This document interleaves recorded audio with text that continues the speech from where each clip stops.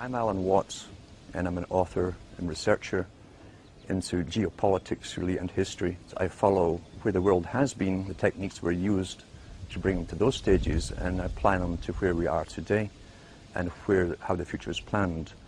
I've researched so many books. I've got a library of my own.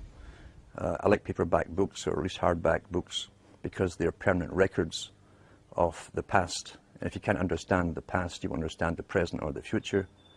I've also been in the music business, heavily involved for years. And I saw how culture creation worked from the top, and how generations were swayed into new fashions, new ideas. I've been following the histories of what's now called the New World Order for many, many years. And I try to go into the books written by the big players, the technocrats themselves, those famous people like the Kissingers, the Brzezinskis and so on, the Huxleys, the Lord Bertrand Russells, who all worked for the same organizations. And I came to the conclusion, really, there was only one big organization with many subcategories. These boys tend to publish the world that they saw coming into view, and they wrote it in their own hand, basically. They told us where they were taking the world. And when you start studying these things about the age of 14, 15, or even younger, and reading their books, and you live long enough, you will see that the world has turned out exactly as they planned. This can't be coincidence.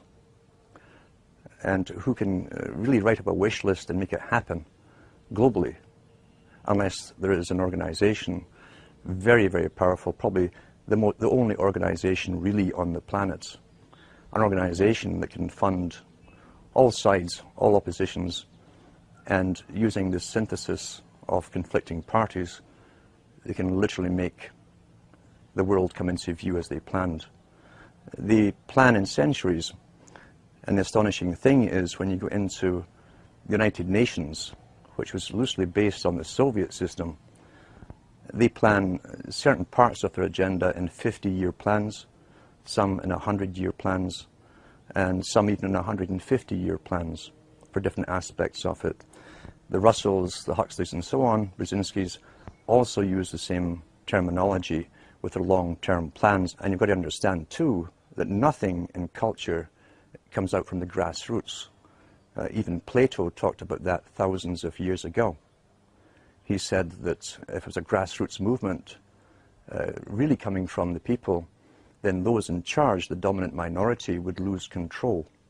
Therefore, every change in culture, right down to fashion and music, and this was written 2,300 years ago, had to be authorized from the top and promoted from the top if it fitted with the continuance of control over the public.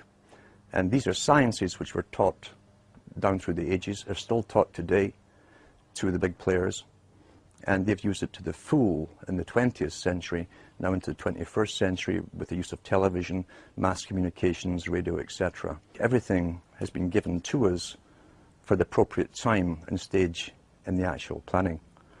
And for those who are coming into this kind of study, it's best to go into the books, as I say, written by the big players themselves. They love to boast. Kissinger's got lots of books out there, so has Brzezinski. These are probably two of the master players in geopolitics. Try to stay away from all the conspiracy books. They're also put out there on purpose, very fascinating books, but they'll lead you in circles forever without giving you the overall picture to the fact that every generation has a purpose up until this present time. And in a post-industrial era, these big boys have decided, and their masters too, that we are simply superfluous and they no longer need us.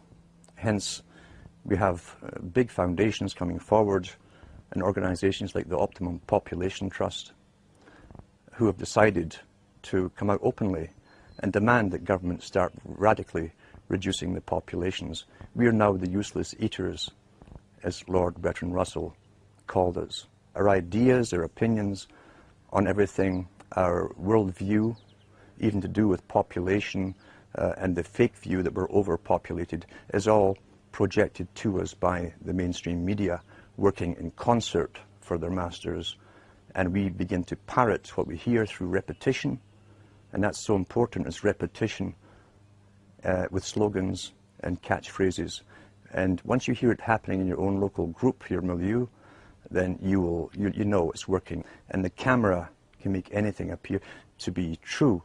You'll see that in India, for instance, they always use the same streets of Bombay to make you think that you're massively overcrowded, and that's the impression people think of the entire Indian continent. The Indian continent is huge, with thousands and thousands of miles of forest where no one lives. It's the same in Africa too.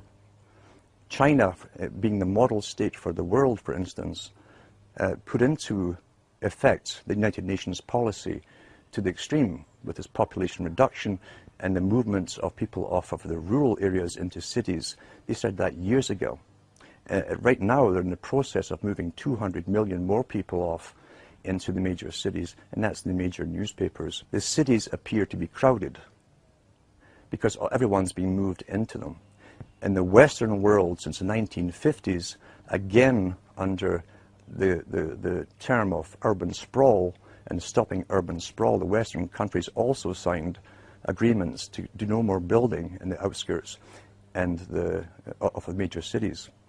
All existing buildings have to be used or else knocked down, replaced with even higher ones.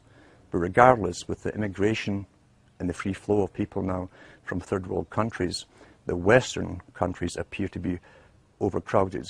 And yet the UN's own statistics show, and so do the national census show, that the Europeans, for instance, Canadians and Americans who have been here for a couple of hundred years are actually in decline. So the overpopulation problem is simply an image projected by the media as more and more people are crammed into the same cities and they bring more immigrants in to fill them. But I also realized the system of schooling when I was going to school was bogus. The histories were bogus, and I was very, very lucky to have access to very old libraries, town libraries. Some of them had reference books going back into the 1700s, written at the time. When you compared the histories I was being taught in school to the histories that were written at the time, they were completely different. You had a deeper understanding of how geopolitics had been used in the past to even populate the country of Canada. London couldn't get immigrants to go off into the new colonies. What they did for Australia was to create so many laws that you couldn't help but break them, and poverty, and therefore stealing a loaf of bread to feed you or your family would get you deported to Australia with your family. That's how they populated Australia, crime. They created the laws for crime. With Scotland, they had a rebellion, which could have been rigged, and I often think it was, and the whole of Scotland was punished. And they deported millions of the Scots off to the Americas to populate the Americas. This is geopolitics in action. That's how it works. And whole peoples are often moved from their land because the elite masters want them elsewhere to be productive for them, themselves, the masters. When you look at the strategy for the US and Canada, again, long-term strategy, long-term planning, you'll find that the big corporations of their day, the Hudson's Bay companies, the Fraser companies, were given charters to own the land before Canada was Canada or US was the US. They were simply called the Americas. These were private international corporations that had the power of life and death over everyone who lived within their areas. The Queen or the King had a consulate in every country, Lieutenant General or Governor General, they call them. We still have one in Canada today who represents the Queen. They have all the powers over life and death of subjects under that governor. How they stopped rebellion in the past was to give us an idea of what they called democracy. They knew from the Chartist movement in Britain, for instance, and elsewhere, other countries, people were demanding rights for the first time. And so once again, they gave us champions to speak on our behalf, which calmed the people down, thinking for the first time in history, the people were involved in their own destiny creation. And nothing was further from the truth. Because the planners knew that once you bring people into a country or a continent, create real wealth for them and get businesses going, clear the land, drain the swamps, and so on, they can take it all away from you through laws 200 years down the road. And that's what's happening now. Long-term geopolitics once more. And if you think I'm kidding about this, go into the history books written at the time. They're still there in some of the libraries. And you can also go into the art of geopolitics. There's even videos on YouTube on Brzezinski boasting about how he set up the Taliban in Afghanistan. You'll see him encourage them to fight the Soviets at that time in the 1970s. And he actually says, yours is a holy war. This man, who obviously believes in nothing but himself and his own peer group, is encouraging another people to go and fight a holy war, a jihad. And he uses these terms against the Soviets, knowing full well, once it was set up and it was backed by the CIA, that 10, 15 years down the road, there'd be a problem. And then they'd have to go to war with the very group they'd created to fight the Soviets. That's what's happening today.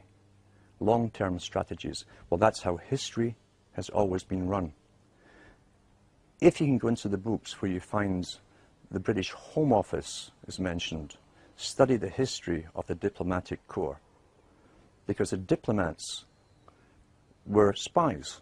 They would go into territories, set up embassies, collect intelligence data for future invasions. Their job was also to try and grab the rights of minerals, gold, silver, etc. across the planet. All natural resources. And find ways, long-term strategy, to either bribe it off the present rulers of those countries or else create an ultimate war with them and simply steal it under the guise of occupation. We're living through a stage today, as I say, where this is all coming to a culmination. This is the post-industrial era.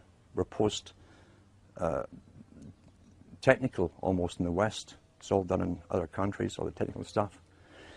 And Brzezinski himself talks about the technocratic era, where the future will be for an elite with a highly trained bureaucracy underneath them and scientific elite who will not need the human labor that they've needed in the past. Human labor that is excessive and is unemployed and is hungry is now a threat to that established elite. So now they're doing something which they can only do to the human species. They don't need to do this with animals. With animals, just go out and hunt them and kill them. We are the only species that has to be convinced to allow ourselves, for the good of all, to be sterilized and bring down the population through abortion on one end and euthanasia on the other, under the guise to save the planet. And unfortunately, with the massive propaganda campaigns that are all over media in every country at the same time, with all the big foundations backing them with unlimited financing. Remember, the foundations are owned by the international bankers themselves. Then they can pull all of this off, and unfortunately it really is working. In kindergarten now, you walk into a kindergarten anywhere in Europe or the Americas, and you'll see the rainbow inside every single one of them. You'll see all the terms about the world. Here's the globe, we're all global. And you'll see the greening messages everywhere, everywhere. And how sacrifice will have to be made to save the world and the planet and future generations of society. Sacrifice. You tie that together with the institutions that were comprised of the Fabian Society. It was a member of the Royal Institute for International Affairs. That's one society. The Council on Foreign Relations is also the same thing as the Royal Institute for International Affairs. They are what Thatcher and Professor Carroll Quigley called the parallel government. They have told us what the future is going to be. Some of their members have even written books about the need to cull off massive amounts of the population by any means possible. And so we see this final stage being pushed as they convince us that we are the problem.